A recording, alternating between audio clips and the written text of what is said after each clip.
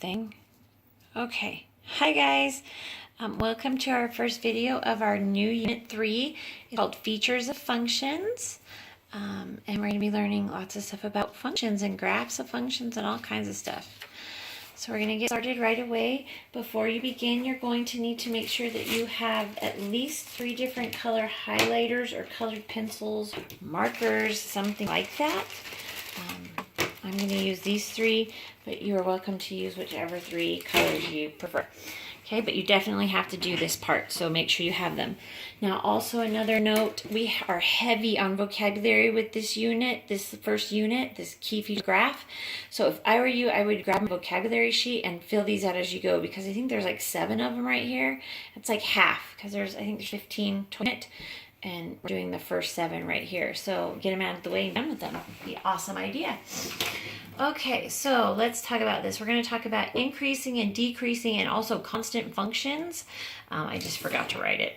So a function is what we're going to call increasing when the y values increases as the x values are increasing or increases. Okay, now a function is decreasing when the y values decrease as the x value increases. Okay, so either way, the x value is increasing. It's just dependent upon the y's. So if you have a table, for example, and you have your x here and your y here, what you have here is you could go 0, 1, 2, 3, 4, and 5. And at 0, you're at 2. At 1, you're at 3. At 2, you're at 5. And at 3, you're at 7. This is increasing. But if we go from 7 to, say, 4, and then from 4 to 1, these are increasing. So notice how the x values are constantly increasing, but these y's are what changes, okay? All right, so a function that is constant is what we call a horizontal line, okay? Now, horizontal line is it runs left to right. Okay, so now we're going to mark this graph up, all these different increasing, decreasing, that kind of thing. So I'm going to make increasing to the side of it because then it smears my mark. I'm going to decreasing pink, and I will make constant yellow. Now, when we read a graph, we read it from left to right, just like we do. So I know that this arrow is shooting up, and it might look like it's an increasing, but as I come this way and read it, I can see that it's actually decreasing as I move. So this is a decreasing value. So this one for me would be pink.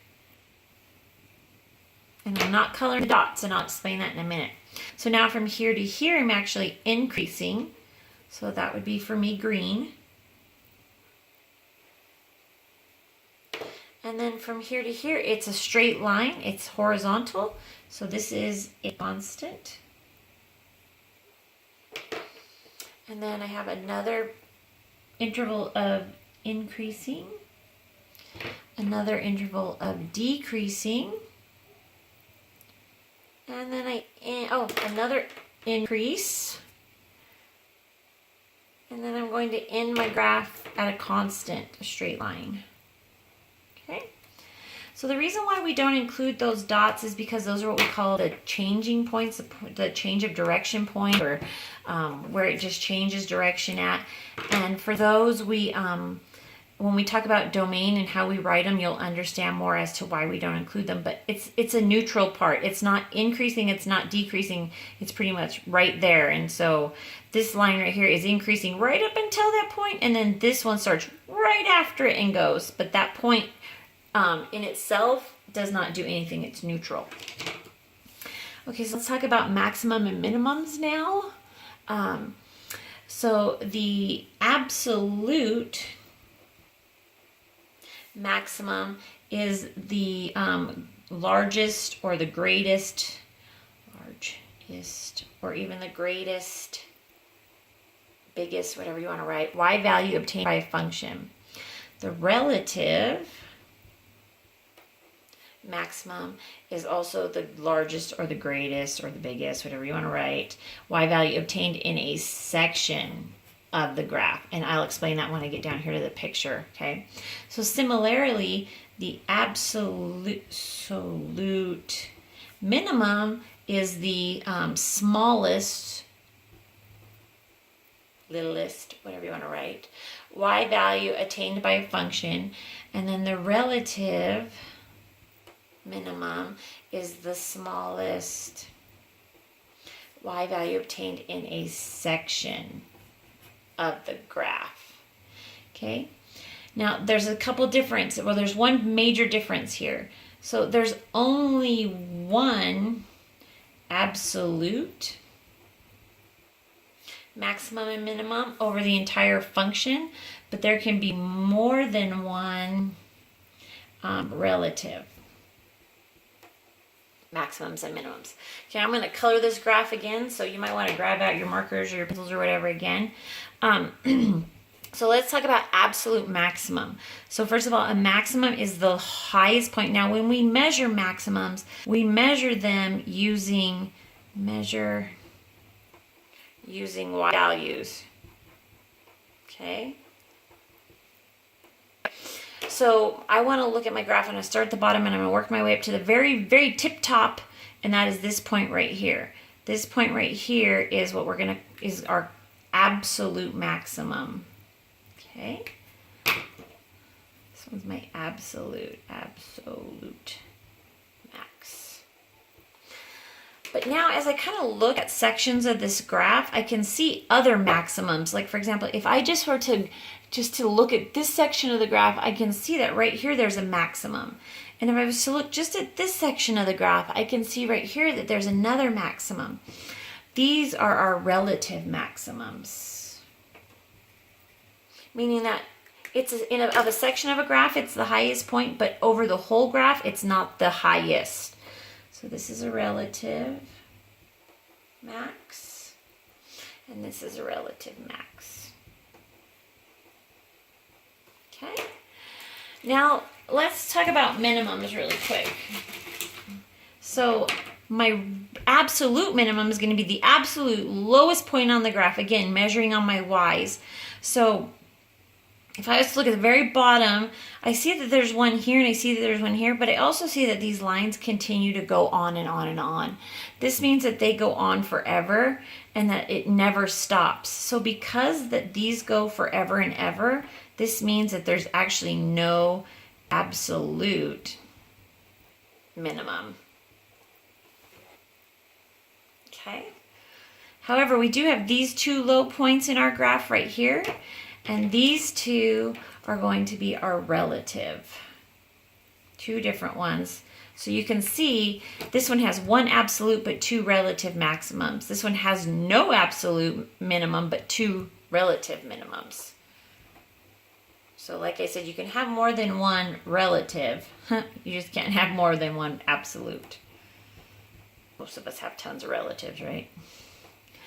Okay, so what I want you to notice is that my maximums are these peaks, right? They're the peaks of the graph. So my maximum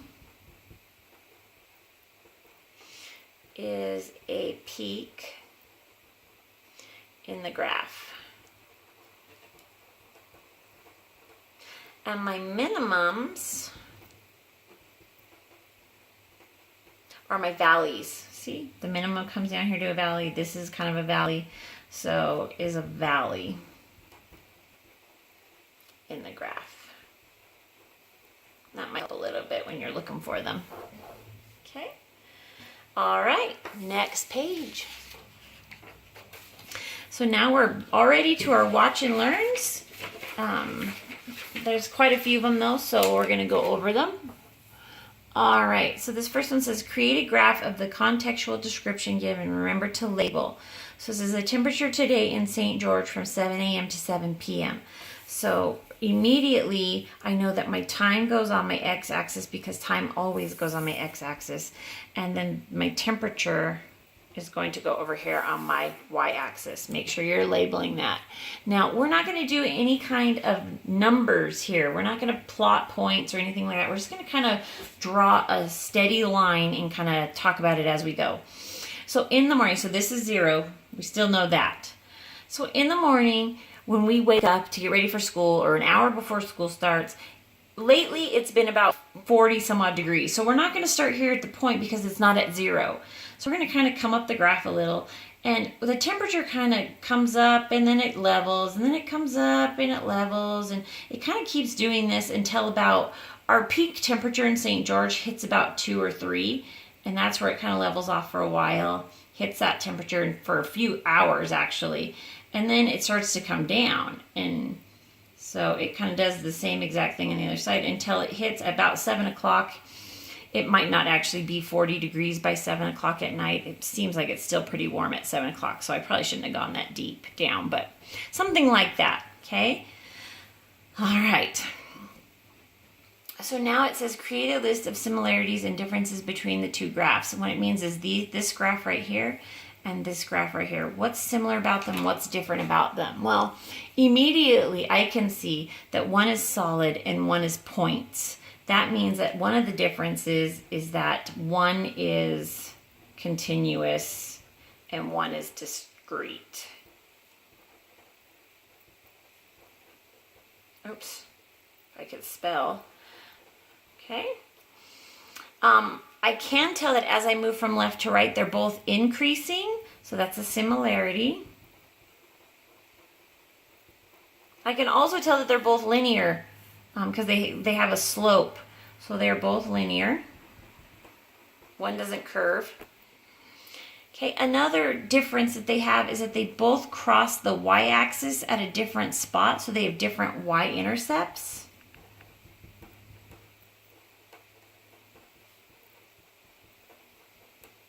And they both cross the x-axis at a different time, which means they have different x-intercepts as well. Okay. Other than that, I think I've covered them. There should be at least 2 similarities and 2 differences you can pick out on each graph. So when you go to do this on your own, make sure you at least get 2. All right, coming down here. Graph the function, name 3 points that lie on the graph. Okay, so this is a linear graph. There's no exponent. This is in the form of y equals mx plus b. It's just that it's switched around. Just remember that my slope is always with my x. So this -4 is my slope, and this 2 is my y-intercept. Okay, so I'm going to draw the t. And I'm going to go up 2, so 1, 2. And that's 1 point right there. Make sure you're writing your points down here at the bottom. Then I'm going to go, because it's negative, I'm going to go down 4 and over 1. So 1, 2, 3, 4, and over 1. That's another point. So over 1 and down 1, 2, so -2. And then I'm going to go down 4 and over 1 again. 1, 2, 3, 4, over 1. That new point should be, if you notice, I'm subtracting 4 from my y every time. So 2 minus 4 gives me a -2. -2 minus 4 should give me a -6. So let's see if I'm right. 1, 2, 3, 4, 5, 6. Yep. Okay, and I've named my 3 points. You can connect these. You don't have to, but you can. I always like to connect them, especially when I know they're not a discrete function. Okay, there you are. Next one says graph the function, name 3 points again. This one is exponential because it's got this variable as the exponent, exponential. And I know that my exponential is this formula. Okay, and I know that my a, this 2 right here, is my y-intercept, and this 2 right here is my ratio. I did not mean to circle that one. I meant to just box it so that you guys could kind of see the difference. Sorry. So I'm just going to do an L one for this because my exponentials get big fast, and these are not negatives, so I won't have any negatives. So my first one is y-intercept of 2, so I go up to 2 right here, and that is my first point, 0, 2. Now, what this tells me is that every y term is multiplying by 2. So I'm going to plot my points first because I find that with my exponentials, that's easier to do. My next term is going to be 2 times 2, which is 4. And my second term is going to be 4 times 2, which is 8. So now I can just plot these. So over 1 up 4, and then over 2 up 8. 4, 5, 6, 7, 8. And I could keep going, but since I only need 3, I'm only going to do 3. And this would go like this. Okay, it's exponential, and that totally missed that line right there. That's how that one would look. Awesome. Only a couple more left. Now these ones just want us to solve for x. Find the value of x. Now that's pretty easy to do. Hopefully you guys remember how to do that. Railroad tracks, right? So we're just going to draw some railroad tracks down the center here. Okay, what you have to do is get these ones. I always find highlighting helps. I know, I like colors. I don't know what to tell you guys. The ones that look the same, I highlight so that I know I need to combine those. So these ones with x's are the same, and these ones with no variables are the same. And just remember that the signs stay with them, so this one's negative. Okay, the sign in front stays with them. In fact, I should have highlighted this positive to go with this 4. There we go. Okay, so now what I'm going to do is I'm going to get my pinks on this side and my yellows on this side. That's what I'm going to do. I'm going to do it one step at a time. So in order to get rid of this 2x right here, it is a positive 2x because there's no negative here. So that means I need to subtract it, and you do the opposite. And I have to take the whole thing, not just the 2, the x with it. So I'm going to subtract 2x from this side, and I'm going to subtract 2x from this side. And I have to line them up together. My pinks have to stay together. I can't subtract a pink from a yellow. That won't work. Okay, so I haven't done anything with this 10, so it's 10. And then 4x minus 2x is a positive 2x, and that equals 2x minus 2x is canceled, it's 0, and then it equals negative 56. So now I need to get this yellow one over here, because this is still here. This is a positive 10, so I do the opposite. I subtract from both sides. Positive 10 minus 10 is 0. I'm left with 2x equals, and then negative 56 minus 10 is a negative 66. Divide both sides by 2. And my answer is going to come over here because I'm out of room. 2 divided by 2 gives me 1, so I just drop it, and I'm left with x equals, and then negative 66 divided by 2 will give me a negative 33. Okay, easy as can be. So now let's do this one. This one only has one term with a variable in it. I'm going to keep it pink, and then I'm going to keep these ones yellow just like above. Okay, draw my railroad tracks. Okay. Now what I could do is move this x over here and this one over here, but I think it's going to be a lot easier to just move this 3 over here and leave this over here. Now it's going to kind of make it look a little backwards, but it still works. It doesn't matter which side you do. So because this one is a 3x positive, I need to subtract. Okay. 243 minus 3 gives me 240. That equals 8x, and then 3 minus 3 is 0. So now I'm left with 240 equals 8x. Now I need to get the x by itself, so I have to divide both sides by 8. 240 divided by 8 is 30, and that equals 8 divided by 8 is 1, so I'm left with just x. So x equals 30. And it is as simple as that, ladies and gentlemen. Now, your guys' is on the next page, so make sure you flip it over, and you're doing these ones right here, okay? Now, just pay attention that you've got, this is an exponential one right here, so it's going to be a lot like this one. And then you got some more finding x's, and then this one where it's just kind of drawing some lines. And my prep period has 0 students, okay? All right, you guys are off, all on your own. Enjoy.